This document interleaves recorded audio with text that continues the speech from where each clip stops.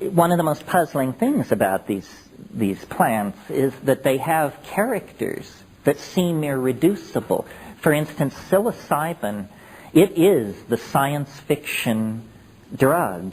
In other words, it says, we have been denizens of this planet for 400 million years. Our original home planet is in the M5-83C system.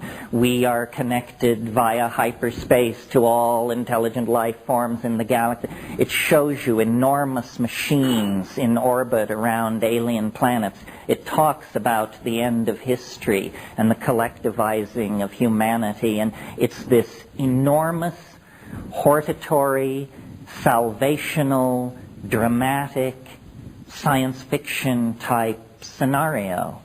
Well, then you take ayahuasca, which in molecular terms is just a few nitrogens are moved around. I mean, it's basically the same thing, and you get a completely different message. You feel the energy of the rainforest and the rivers, and it's very feminine. You think about childbirth. You think about the continuity of generations. You think about the mystery of the meat. You think about tantric sexuality. It's all redirected back into the human and natural world in some way. And then, of course, DMT, which I described this morning, which the DMT elves are not from outer space, or they don't present themselves that way. In fact, one of the odd things about the DMT thing is that you have the feeling that this space that you break into, even though it's large, some people even refer to the dome of DMT. That tells you they really were there. But wherever this huge vaulted space is, you have the feeling, although it's hard to explain how you know this, but you have the feeling that you're way, way, way underground, which fits with the elf motif. You're in the hall of the Mountain King. You're under the hills with the little people who retreated under the hills. The character of these things is one of the most puzzling things about them. And how do you relate all these different species of gremlins to the logos that shows the correlation? Well, that's a real question. The logos seems more.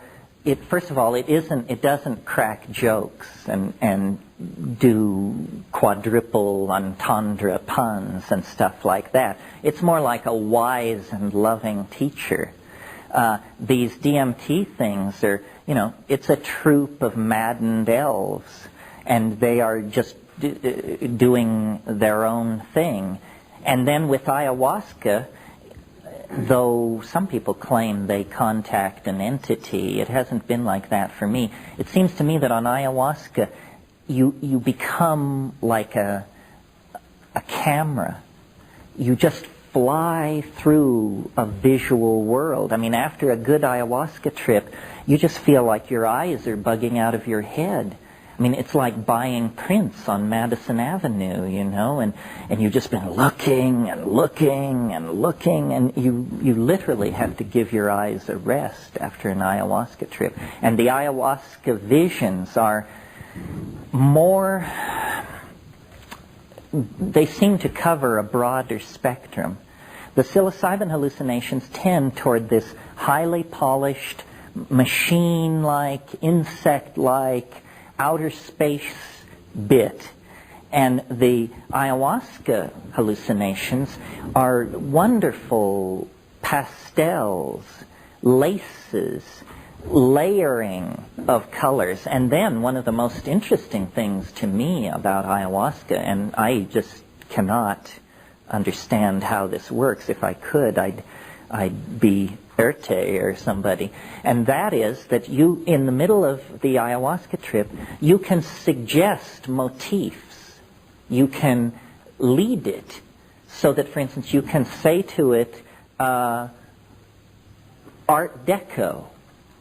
And suddenly there will be thousands of candy dishes cigarette lighters, champagne buckets, automobiles, stained glass windows, doorknobs, silverware, all rolling in black space in front of you, all the perfect exemplification of this aesthetic, the Art Deco aesthetic. And then you can say to it, okay, Italian Baroque. And it just, like that, suddenly altarpieces, Madonnas, martyred saints, and fantastic scroll work and fleur-de-lis. And you can say, well, surprise me. And then you will get a coherent style, like Art Deco, like Italian Baroque, except that nobody's ever bothered to realize it on this planet. But it's as coherent. It's like, 20 years ago there was no such thing as Southwest as a style. This weird thing coming out of Santa Fe that I notice has planted its roots deep here as well. The turquoise and beige endlessness of feathers and hammered titanium and all that. Well, that's an aesthetic that has cohered in the last 20 years and come into being. There seem to be an infinite number of these things, as different as the bronzes of the Han Dynasty are to a Dali or a Pollock or a Bosch, and then you can say to it, going beyond the surprise me challenge, is what I always say to it is, I want to see more of what you are for yourself. And then it's like there's this low organ tone, and it begins to lift the veils, and the temperature in the room drops about 20 degrees. And after about 20 seconds of that, you just say, enough of how you are for yourself. Because you can tell what's happening is it's starting to reveal something so peculiar and so untailored for the human mind or eye that you become afraid. You say, can we go back to dancing mice, Art Deco cigarette lighters, and Baroque altarpieces, please? This is turning into deep water as far as I'm concerned. So, yes. What happens on higher than, if anything, higher than 5 grams? Oh, that's a good question. Good question. It requires a small detour into pharmacology. The concept, which all pharmacologists are familiar with, and which you should be too if you're going to deal in this realm, called LD50. This is not a pretty notion, but a necessary one. It stands for lethal dose 50. What does this mean? It means if we have 100 mice, how much psilocybin do we have to give each mouse to kill half of them? Do you see? LD50. Half the sample dies at the LD50 dose level, whether it's graduate students or rats.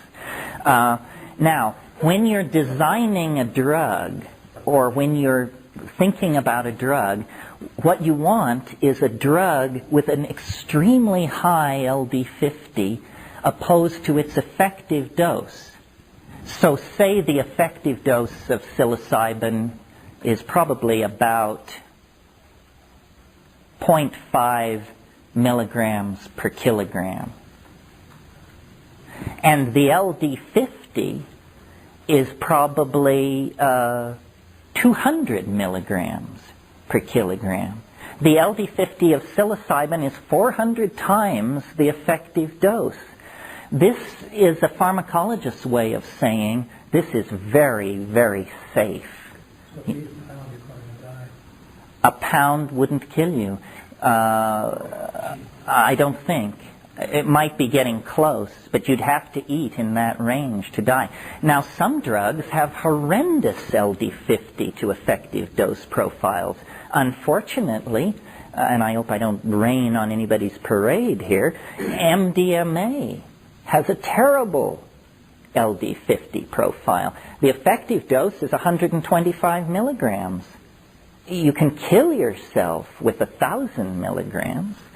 So that's not good at all, because sure as hell some street person or some depressed person or some maniac is going to take 1,000 milligrams, and then you've got a stiff on your hands.